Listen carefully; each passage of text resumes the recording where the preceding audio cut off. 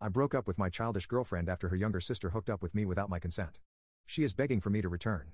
My girlfriend and I have been dating for 2 years, and throughout our relationship, her sister Ella hasn't stopped hitting on me.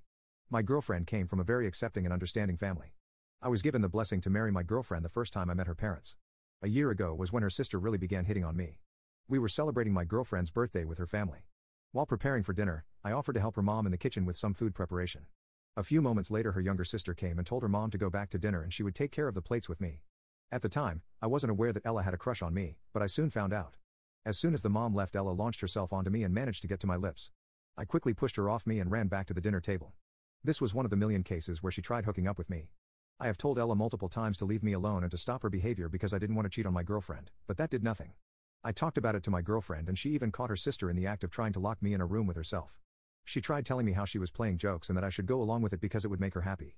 I told my girlfriend that she didn't treat the situation seriously, so I decided to talk to her parents. I talked to them, thinking that they would act immediately, but for some reason, nothing changed. Some of my friends told me that I was being stupid by not pursuing her sister because she was very hot. I asked them if they were serious and they said yes. Turns out that my friends were child lovers and I made sure to cut them off. I kept my distance from her at all costs. I lied and told her that I didn't have any social media because the last thing I wanted was for her to send me a message and anticipate a reply. Her family even gave me a stupid puppy nickname because I followed my girlfriend around everywhere when we were over at their house. The only reason I followed her was because her sister's behavior seemed to stop when she was around.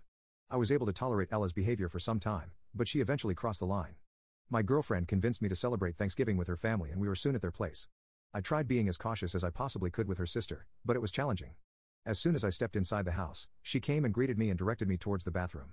I was struggling to hold my urine and was kind of glad that she was escorting me there.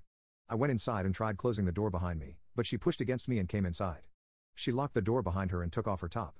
I was 10 seconds away from peeing myself and something had to be done. As her sister was going down on her knees, I managed to unlock the door and run out to their second bathroom a few steps away. I barely escaped and thought that this would be the end of it, but I was wrong.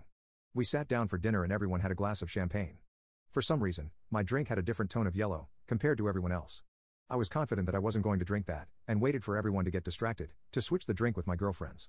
I managed to do exactly that, and after she took the first sip, it was obvious what Ella had put in it. My girlfriend got very sleepy and barely stood up straight. It became obvious that Ella tried to get me sleepy, so I could spend the night at their place and she could have done whatever she wanted while everyone was asleep.